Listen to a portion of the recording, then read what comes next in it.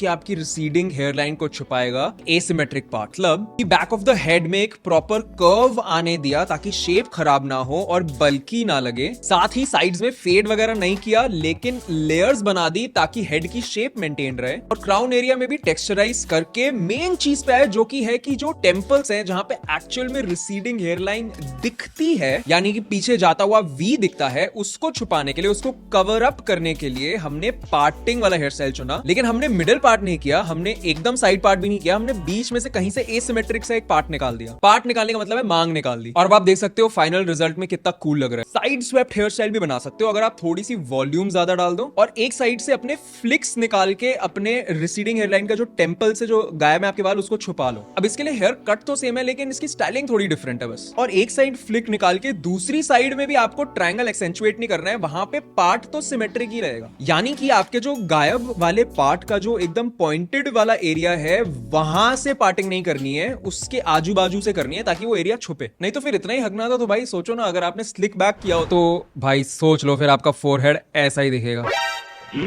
अब anyway side swept वाले style को भी स्टाइल करने के लिए आपको एक ड्रायर यूज करना पड़ेगा और साथ में आपको अच्छे हेयर प्रोडक्ट्स यूज करने पड़ेंगे। लेकिन हेयर प्रोडक्ट्स की यूसेज पे आऊंगा मैं इस वीडियो में। नेक्स्ट हेयर स्टाइल पे चलते हैं और नेक्स्ट हेयर स्टाइल है एक टेक्सचर्ड फ्रिंज। अब टेक्सचर्ड फ्रिंज फोरहेड को अच्छे से इसलिए छुपा लेता है क्योंकि इसमें सारे बाल मेसी होके आगे ही गिरे होते हैं। जैसा कि आप देख सकते हो, मैं जब टेक्सचर्ड फ्रिंज करवाने गया था तो मेरे आगे के बाल काफी ज्यादा बंचअप होके बीच में बहुत ज्यादा स्पेस छोड़ रहे थे, जिसकी वजह से मेरा फोरहेड बहुत ज्यादा दिख रहा था। लेकिन टेक्सचर्ड फ्रिंज में जब मेरे क्राउन और मेरे आगे वाले बालों के एरिया पे टेक्सचर सीजर यूज करी, उसमें सही थिनिंग टेक्निक्स यूज करी, तो वो इतना ज्यादा टेक्सचराइज हो गया, मतलब इतनी ज्यादा उसमें छोटे और लंबे बालों की कॉम्बिनेशन बन गई कि मेरा अच्छे से स्कैल्प छुपा। और साथ ही में ताकि फोरहेड पे जो बाल आ रहे हैं उसको छुपाने के लिए वो आउट ऑफ बैलेंस ना लगे, आपको क्राउन एरिया भी बहुत थिन करवाना पड़ेगा, टेक्सचराइज करवाना पड़ेगा। प्लस रिसीडिंग हेयरलाइन में बहुत ज्यादा मैटर करता है कि आपके साइड के बाल कितने अच्छे से मर्ज हो रहे हैं आपके आगे के बालों से। एंड ऑब्वियसली उसके लिए एक फेड करवाना बेस्ट तरीका होता है, क्योंकि साइड से जब फेड की वजह से स्किन दिखती है तो आपकी जो रिसीडिंग हेयरलाइन है उसमें और आपकी साइड की फेडेड स्किन के अंदर कॉन्ट्रास्ट नहीं दिखता, इसलिए लोग नोटिस नहीं करेंगे आपकी रिसीडेड हेयरलाइन। फॉर एग्जांपल अभी मैं फेड नहीं करवा रहा हूं तो मेरे साइड के बाल थोड़े से लंबे हैं, डार्क लग रहे हैं, इसलिए मेरी हेयरलाइन आपको हमेशा ज्यादा दिखेगी। जिस दिन मैंने वापस फेड करवा लिया उस दिन ये प्रॉब्लम नहीं आएगी, क्योंकि जब मैंने बर्स्ट फेड करवाया था तब मेरे आगे का फ्रिंज साइड्स के साथ अच्छे से मर्ज था तो मेरे हेयरलाइन कम दिख रही थी। अब बात आई पीछे कैसे बाल रखने हैं। देखो ऑब्वियसली अगर आप चलते हैं नेक्स्ट हेयर स्टाइल पे जिसका आप वेट कर रहे हो तब से, और ये हेयर कट है एक middle part with a mini mullet. अब मिडिल पार्ट इतना अच्छा इसलिए होता है क्योंकि उसमें आपके आगे के बाल काफी लंबे रखे जाते हैं ताकि वो पूरे मुड़ के कर्व होके आपके टेम्पल एरिया को, मतलब कि जो आपके ट्रायंगल गायब है फोरहेड पे, उनको अच्छे से कवर करते हैं तो वो पूरे छुप जाते हैं। और मिडिल पार्ट काफी सिमेट्रिक भी होता है, बीच में से शुरू होता है तो। लेकिन हाँ, मैं पहले ही डिस्क्लेमर दे रहा हूँ, इसको स्टाइल करना थोड़ा सा मुश्किल होता है, आपको प्रैक्टिस लगेगी घर पे इसको स्टाइल करने के लिए। लेकिन एक बार स्टाइल करना सीख जाओगे तो बहुत ज्यादा कूल और ट्रेंडी लगेगा। अब लेकिन मिडिल पार्ट बनाना चाहिए या फिर एसिमेट्रिक पार्ट बनाना चाहिए, इसके लिए आपको ये समझना जरूरी है कि आपके जो क्राउन के बाल हैं वो कैसी शेप लेते हैं अपने आप। अगर वो ऐसी शेप लेते हैं कि आप मिडिल पार्ट को यूनिफॉर्मली पीछे से मर्ज कर सकते हो तो डेफिनेटली गो फॉर इट, मतलब जो कि जनरली होता है थोड़े स्ट्रेट बालों में।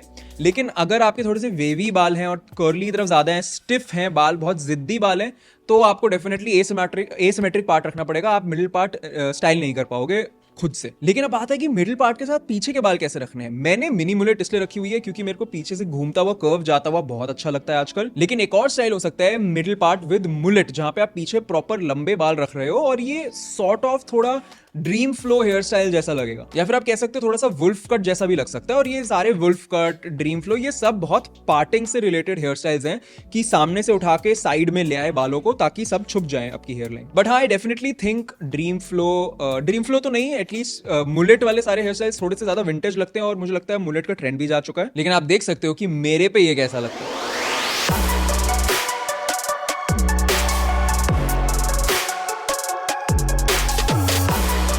अब वैसे इससे रिलेटेड एक और स्टाइल है, अगर आपके बाल ज्यादा लंबे नहीं है तो आप एक और स्टाइल ट्राई कर सकते हो। कई लोगों पे बहुत फनी लगता है, बट 10% ऐसे लोग होंगे आप में से जिन पे अच्छा लग सकता है।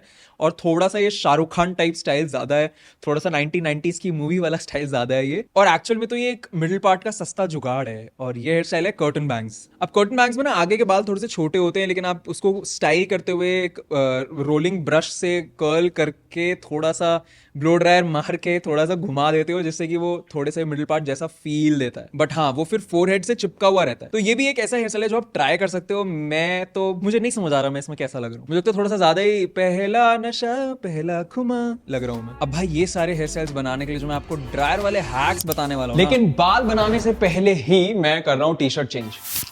अब सही है भाई। तो भाई पहला हैक जो मैं यूज करता हूं अपनी हेयरलाइन छुपाने के लिए, जो कि एक्चुअल में यहां है, उसके लिए पहला हैक मैं जो यूज करता हूं कि बाल धो के रखता हूं। दूसरी चीज, हमेशा अपने बाल गीले करने के बाद पीछे की तरफ ब्लो ड्राई करना है। इससे होगा ये कि आपके बालों में पीछे की तरफ वॉल्यूम आएगी और फिर जब वो आगे गिरेंगे तो फ्लैट नहीं गिरेंगे, थोड़े से उठे उठे गिरेंगे, जैसा कि आप देख सकते हो। अब देखो आप आगे के बालों में एकदम वॉल्यूम आ गई है, अब वो बहुत फ्लफी तरीके से मेरे फोरहेड पे आएंगे। अब बात आती है, आगे के फ्लफी बाल सेट हो गए, लेकिन पीछे से भी कनेक्टेड होने चाहिए, साइड से भी कनेक्टेड होने चाहिए, नहीं तो वो अलग अलग से दिखेंगे। तो उसके लिए क्या करना है, अभी तक आप अपने ड्रायर में नॉर्मल वाली nozzle attachment, flat nozzle attachment use कर रहे थे, इसको हटा लो और ड्रायर पे लगाओ डिफ्यूजर। और अब क्योंकि ये डायरेक्ट हवा नहीं फेंकता, अपनी नोजल के थ्रू साइड से हवा फेंकता है, मतलब आपके स्कैल्प के पैरेलल हवा आएगी, तो आप इसको थोड़ा सा क्लोज रख सकते हो और इसको लगा के आपको हल्का हल्का घुमाना है। किस डायरेक्शन में, आपके ये वाले बाल ऐसे करके ऐसे आए और इस साइड के बाल ऐसे करके ऐसे आए, ठीक है। मतलब आपको पीछे से लेके नीचे गिरा के आगे चढ़ाने वाली डायरेक्शन में डिफ्यूजर घुमाना है। फॉर एग्जांपल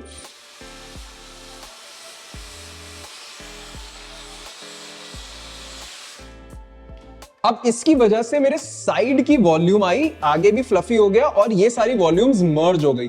तो अब मेरे हेयरलाइन एकदम छुप गई है फ्लफी तरीके से। अब ड्रायर यूज करने का पूरा ट्यूटोरियल मैं अपने मेंबर्स ओनली पे डाल दूंगा, लेकिन वो यूज करने के बाद आपको प्रोडक्ट्स कौन से यूज करने हैं उसमें चलते हैं।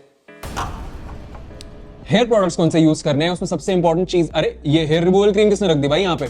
तो आपके लिए आपके बेस्ट फ्रेंड्स होने वाले हैं एक हेयर वैक्स और एक हेयर पाउडर, क्योंकि ये वो हैं जो आपके आगे के फोरहेड के बाल को और थिन नहीं करेंगे, जिससे कि आपके बाल बेटर लगेंगे, ज्यादा वॉल्यूमस लगेंगे और आपकी थिनिंग आगे हो फोरहेड की कम पता चलेगी।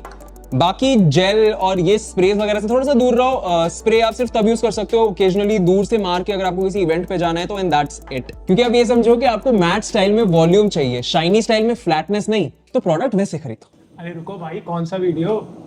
ये वाला वीडियो भाई। एनीवे अब भाई देखो, I am not really a doctor, but मैंने ना सारी टाइप की ट्रीटमेंट्स ट्राई करके देख ली अपने ऊपर। माइक्रो नीडलिंग, खुद से जो घर पे रोलर चलाते हैं, और मिनॉक्सिडिल वगैरह सब कुछ। उन सब पे मैं एक अलग से वीडियो बना दूंगा ताकि आपको पता चल जाए क्या काम करता है क्या नहीं करता। बट मैं आपसे ये भी शेयर करना चाहता हूँ कि यार मेरे साथ तो हेयर फॉल और हेयर थिनिंग बहुत अर्ली एज पे शुरू हो गया था। प्लस जो भी हेयर फॉल और रिसीडिंग हेयर लाइन और हेयर थिनिंग और इन सब चीज़ों से डील कर रहा है, उसको मैं ये बताना चाहता हूँ कि यार this is a part of a man's life. आजकल मैं स्ट्रेस भी ज़्यादा लेता हूँ और उसकी वजह से भी हेयर फॉल होता है, और स्ट्रेस नहीं लूँगा तो काम कैसे होगा भाई, थोड़ा सा स्ट्रेस तो लेना ही पड़ता है। तो मेरे को काम ज़्यादा प्यारा है, थोड़े बाल झड़ भी जाएंगे तो ठीक है भाई, इतने पैसे कमा लूँगा कि भाई ट्रांसप्लांट आसानी से हो जाए।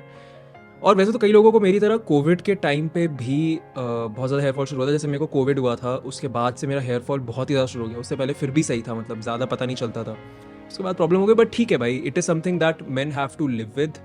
हेयर स्टाइल्स करो आप और इतने पैसे कमाओ साथ में कि आगे जाके आप इसका सोल्यूशन आसानी से कर पाओ, या फिर गंजे भी हो जाओगे पूरे तो भी कॉन्फिडेंस रखो, क्योंकि आपने लाइफ में बहुत बढ़िया कुछ कर लिया। Look your best, feel your best and be your best.